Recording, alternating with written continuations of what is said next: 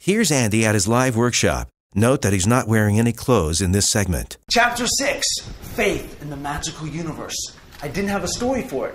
So I went back into my mind and I used this process I'm going to walk you guys through. So I created a story specifically illustrating how important it is to have faith and to trust in the magical universe.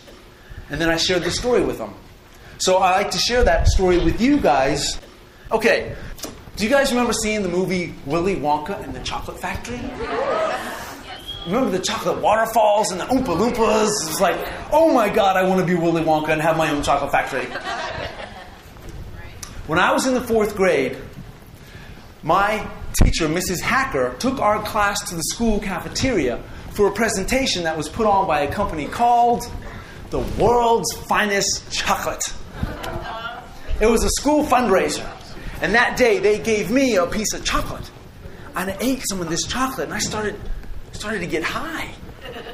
This chocolate was delicious. It was delightful. It was crack. My friends and I, we were bouncing off of the walls. I swear they injected this chocolate with nicotine and heroin. I was addicted. That day, they took advantage of my young virgin mind. And they transformed me into a door-to-door salesman. And I was excited because if I sold a lot of chocolate, I could win an AM/FM transistor radio. Everybody say, ooh. If I sold even more chocolate, I could win a push-button telephone. Everybody say, ah. And if I sold a mountain of chocolate, I could win a bicycle. Everybody say, yippee! Every day, I'd come home from school and pretend I was Willy Wonka, and I'd go out selling chocolate. And I totally sucked. I did not know what I was doing. But I didn't think it mattered because they told me I was cute. So can you imagine me standing at your door when I was in the 4th grade? I was about 4 feet tall. I had a full head of blonde hair. And I had these little horn-rimmed glasses. Thanks, Mom.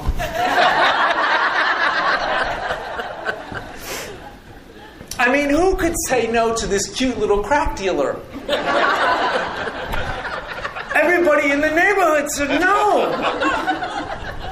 I'll give you an example. Ding dong.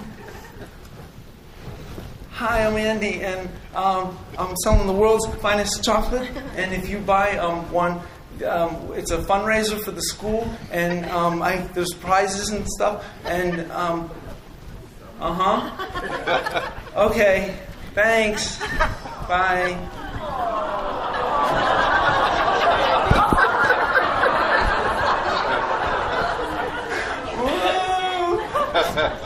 Day after day, door after door. I was rejected again and again.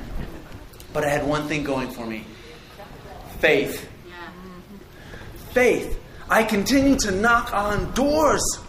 I was persistent. I figured the more doors I knocked on, the more chocolate I would sell. Now here's what was going on behind the scenes. Behind the scenes, every time I was rejected, my desire got bigger and bigger and bigger. I was literally summoning more attraction power from the universe. Behind the scenes, the magical universe was working out all of the details for me. I must have knocked on over 100 doors in my neighborhood, and 91 of them said no. But the magical universe said yes every time. My desire was getting bigger and bigger. My desire was now as big as Kim Kardashian's butt. It was big. But there were days I just felt like quitting. I just felt like going home, stuffing my face with chocolate and watching Gilligan's Island. On those days, I did not feel like Willy Wonka. I felt like Willy Wanker. But I continued to have faith. I continued to believe, and the magical universe kept working on my behalf to work it out for me. 2 weeks had gone by of me out there knocking on doors. I barely sold one box. That night, That night, I almost OD'd on chocolate. I woke up the next morning with a chocolate hangover. And I watched cartoons that morning. And I watched the Roadrunner and that Wile E. Coyote. I was inspired by that coyote because he had persistence and faith. He never gave up. So I thought, all right, this is it. There's 1 week left in this contest. It isn't over till it's over.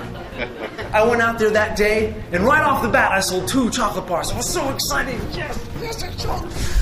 This is going to be a good day. Then as the day wore on, it was getting harder and harder, and no one was buying it.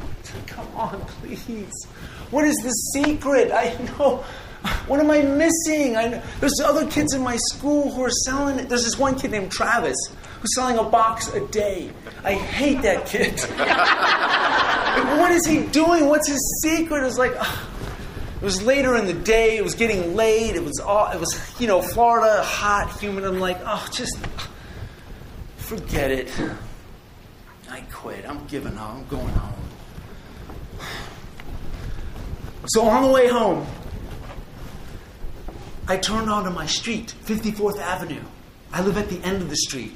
And about 4 or 5 houses down, I see Katie and Lisa. I was in elementary school, they were in middle school, and they're out in the front yard washing their parents' car. And I thought, no, I can't walk past them with loser written all over my face. So I cut behind Greg Springer's house. I'm going to go behind the houses, they'll never see me. And I'm walking along the seawall because they lived on a canal of water. Walking along the seawall, I got it made, I'm going to go home. And I can only go so far because some idiot put a fence between the 2 houses and a cactus. So now I have to cut up between the houses to the front yards. And guess whose house I'm at now? Katie and Lisa. I'm hiding behind a lawnmower shed. I can see them, but they can't see me. And just then, the magical universe started to work its magic. This woman from across the street, the neighbor, walks across the street with a world's finest chocolate bar in her hand. I did not sell her that chocolate bar.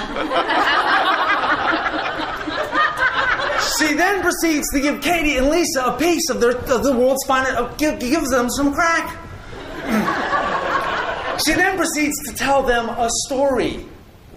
The other day, this cute little boy knocked on my door. It wasn't me. And you know what he said? He said, hi, I'm not going to ask you if you want to buy a chocolate bar. I'm going to ask you how many you want to buy. Because I know you can't refuse the world's finest chocolate. How many would you like?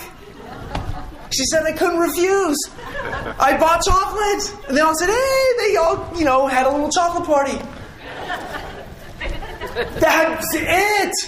That's my answer. That's the missing piece. That's the thing I need to say. Yes. Now think about this. The impeccable timing of the universe to line that up to I'm hiding behind a lawnmower shed, and then this woman is inspired to walk across the street and tell them a story? What? And I would overhear this? So I ran home. I'm so excited. The next day, I got home from school and I ran out. And I'm like, this is it. I got it. I'm so excited. I knock on the first door. And I totally choked. I went right back to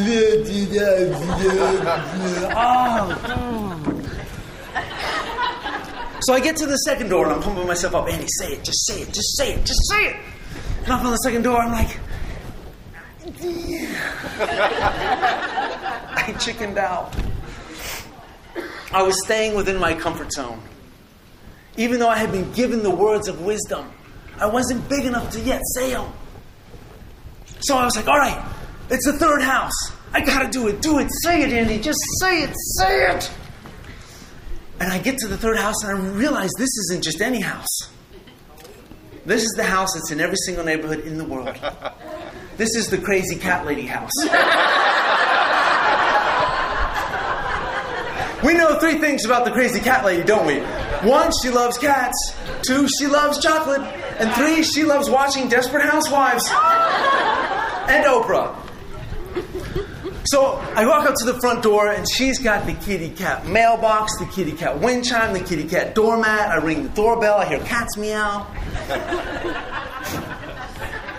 The crazy cat lady opens up the door, and she is like 65,000 years old.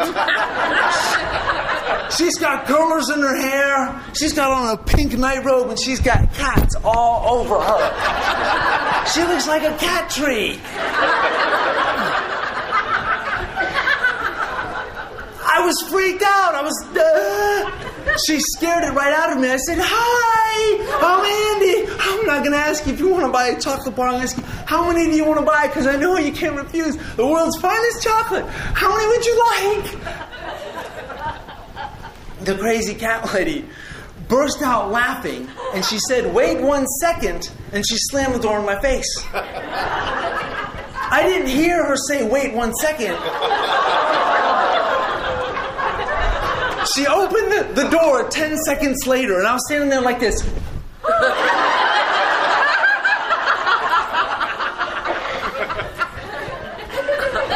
She says, she holds out a $5 bill, and she says, "I'll take 5.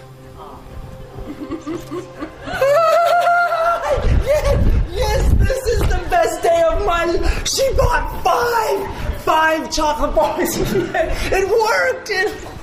Yes. Right then and there, the magical universe transformed the crazy cat lady into a beautiful princess.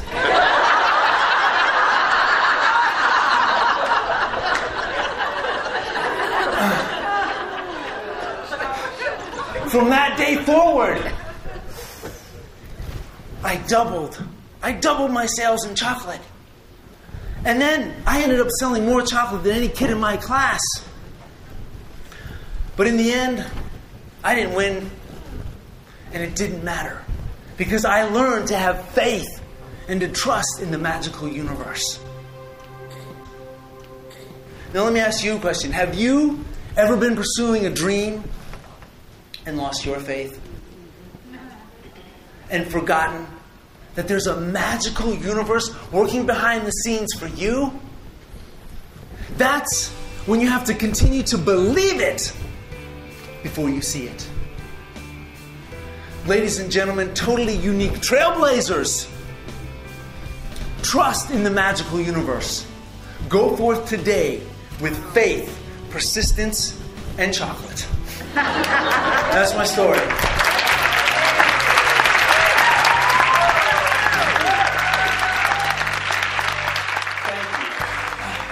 Thanks for listening. Hey, I bet right now you are hungry for some chocolate. Please click that like button or give me a thumbs up. And if you really like the story, maybe share it with a friend, post it on your Facebook wall, tweet about it. I have a question for you. I would like to know, when was a time in your life where you had faith and you believed in the magical universe and it worked out for you? Leave your answer in the comment section down below. Please subscribe if you haven't already. I'm Andy Dooley, and thanks for listening.